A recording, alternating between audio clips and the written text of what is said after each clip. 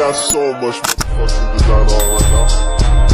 Bring it down, bring it down, make it come out. I got 3 whole thoughts, I'm the guap with it. Bitches on my line, and you know.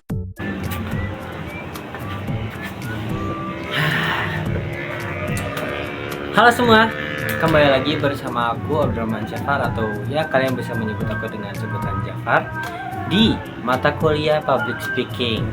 Nah, di mata kuliah ini saya mendapatkan tugas kedua, yaitu menjelaskan atau menceritakan kembali mengenai aku dulu versus aku sekarang, tapi dalam konteks public speaking. Ya, seperti yang kita tahu gitu, ini mata kuliah Public Speaking, pasti kita membicarakan tentang public speaking. Apa lagi gitu. Jadi teman-teman semua, karena perkenalan kita sudah melakukannya di video pertama, lalu video kedua ini saya akan menceritakan dan kita akan flashback ke dulu gitu ya, dimana aku masih kecil dan tidak berani untuk melakukan hal yang sedang saya lakukan sekarang. Oke teman-teman semua, aduh motor. Oke teman-teman semua, di sini saya ingin memberitahu terlebih dahulu bahwasannya dulu aku tuh introvert. Teman-teman tahu kan introvert itu apa? Yang dimana kita tuh dalam hal sosial itu kurang. Jadi kita tuh takut atau ya tidak berani mengungkapkan sesuatu atau kata-kata di depan umum atau di depan banyak orang. Dulu saya merasakannya, saya itu seorang introvert, dan bahkan cerita lucunya gitu kan, saking nggak beraninya ngomong, aku jajan gorengan tapi uang kembaliannya kurang. Aku nggak berani ngomong, langsung pergi aja gitu, saking nggak beraninya ngomong sama orang, saking introvertnya lah bahasanya mah.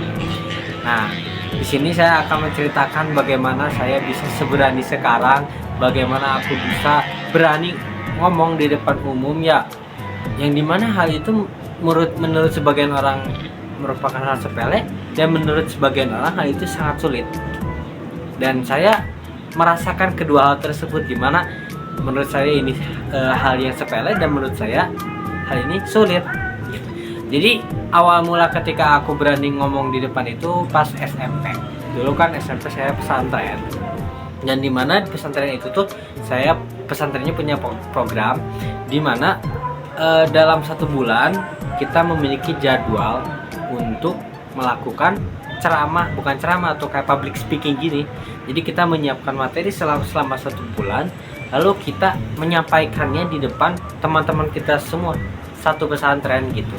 Jadi, dan hal itu merupakan hal wajib, karena itu merupakan salah satu syarat kalau misalkan aku mau pulang. Jadi kalau misalkan kalian belum public speaking, maka kita gak bisa pulang ke rumah gitu. Dari situ ya aku melakukan hal itu sebagai penggugur kewajiban gitu ya. Aku menyiapkan materi, lalu aku menyampaikan, tapi sangat jelek banget. Intinya mah aku tuh tekstual banget. Kalau misalkan di teksnya tuh saya ingin memakan garam, saya ingin memakan garamnya lupa, aku diam gitu, nggak ada improve atau bahasa lain, saya bener-bener diem gitu aku tuh. Nah, seiring berjalannya waktu selama 3 tahun, lalu COVID, dimana COVID ini kita benar-benar di dalam rumah ya, tidak ada interaksi dengan orang luar, karena ya ada kebijakan ya gitu kan, karantina atau ya membekam diri dalam rumah. Jadi makin introvert lah diri ini, sampai ketika saya masuk SMA di sekolah yang sama, di pesantren yang sama, dan itu program itu ya masih ada, tapi lebih expert lagi gitu. Jadi dalam sebulan bisa 4 kali gitu, seminggu sekali kita melakukan public speaking, karena ya santri yang ada atau siswa yang ada itu lebih sedikit, jadi jadwalnya lebih sering. Karena kan tujuan dari pesantren aku dulu kan menjadi seorang pemateri, menjadi seorang yang bisa public speaking. Dan di situ saya mulai berlatih, saya mulai nyari ke YouTube gitu, gimana cara ngomong di depan yang pede, diberi ilmu oleh ya guru-guru saya dulu gitu, bagaimana cara ngomong di depan, bagaimana ketika ngomong di depan tuh tangannya gimana, mic-nya gimana, jarak dari mic-nya gimana, dan penampilan pokoknya seluk-beluknya diperhatikan dan diajarkan oleh guru-guru saya dahulu, sehingga ketika masa pengabdian, dan dulu ya ada pengabdian selama 1 tahun, ketika pengabdian saya itu udah terbiasa gitu ngomong di depan, memperhatikan penampilan yang ada ketika saya ngomong di depan. Jadi nggak pakai kaos ngomong di depan, enggak, kita tuh pakai jas, pakai dasi dan lain-lain ketika ingin ngomong di depan. Ya intinya mah kita tuh memperlihatkan bahwasannya kita tuh layak ngomong di depan gitu. Itu merupakan titik kedua di mana aku mulai berani.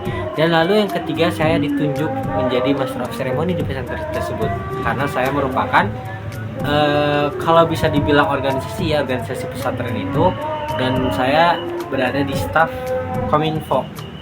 Tapi bukan bagian ngeditnya ya. Saya masuk di Kominfo bagian per-MC-an.